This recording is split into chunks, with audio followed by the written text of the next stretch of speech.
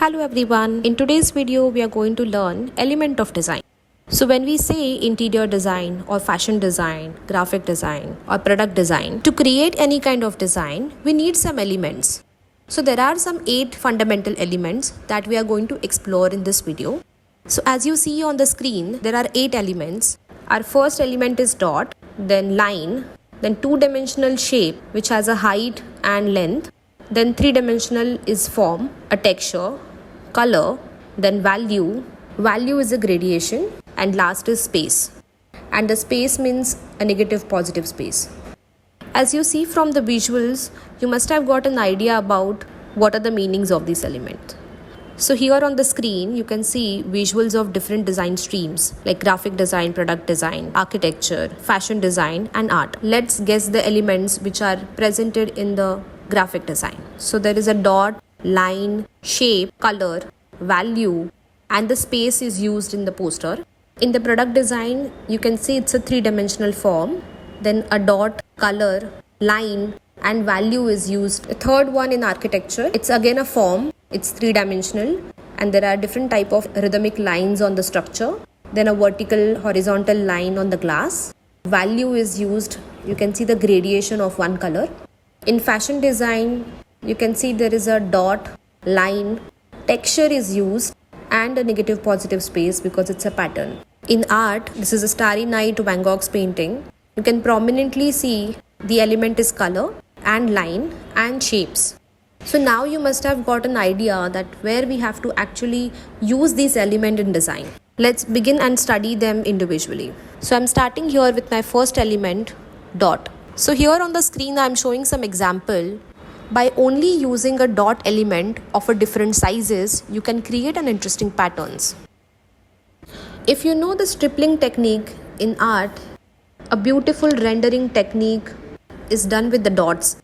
In this example, you can see on the furniture and on the product, dot element is used. In fashion and different accessories, you know the iconic polka dot design where the dot is used to create a design and a pattern. Our next example is logo design. A logo of a Target, MasterCard and Domino's Pizza has an element of a dot. Now let's see our next element, which is line. When you joined all the dots, you get the line. Line is a very expressive element. So here with this example, different type of mood expresses through different type of lines where you exactly get the meaning from the line. You can see the stress, how the line is composed. You get to see the feel of a stress or maybe a good. So you get the good vibes from the lines. Here the energetic means you can see the lines are very much close to the thunderstorm and lightning where you feel the energy. Calmness is shown by just horizontal line with the breaks in them. So on the basis of these expressive lines, we will be having our next assignment. So please quickly grab a pen and a paper. So on the screen, you can see there is a line already drawn in the box. So you have to copy this line in the box which you have drawn. And now you have to complete this given line with a doodle or an object. So let me show you one example. Take your time and visualize for some moment. Now I have visualized this line in a flower bouquet. Now I'm going to complete this using different color pencils. By seeing this red line, everyone can visualize this in a different way. These type of questions are usually asked in NID where the lines are printed already in the paper and you have to complete them with the doodle or with the object. And you will be getting marks on the basis of your creativity. So how can you be creative? When we ask this question, here is the answer. Out of the box theory. While solving the assignment, you should always have an idea of how my answer will be different than the others and how it should be interesting. So you should always ask yourself these 3 questions.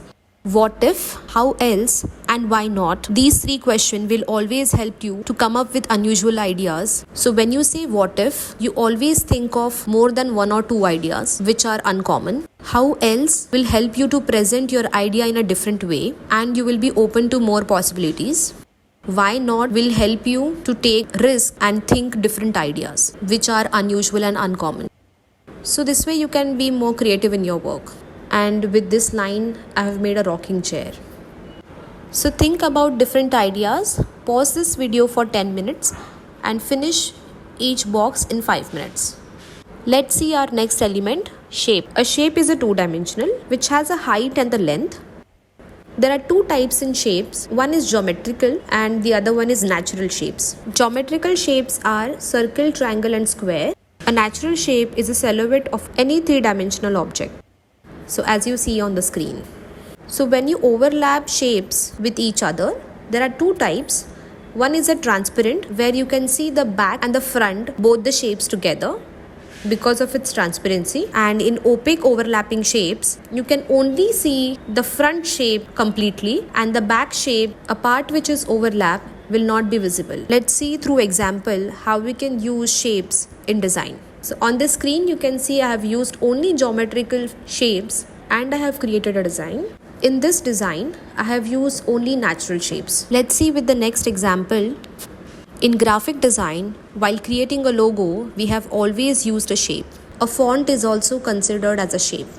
So on the screen you can see a logo of Hindustan Unilever has a lot of different natural shape used.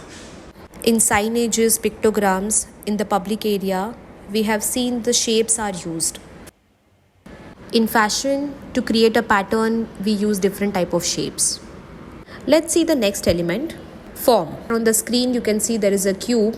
A cube is an example of form. A form has a 3 dimension, height, length and the depth. That is why it is called 3D. So where do we see form in design?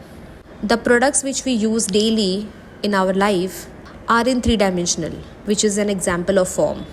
Furniture in the house is 3D. Vehicles, buildings are also in 3-dimensional. So every object around us is in 3-dimensional.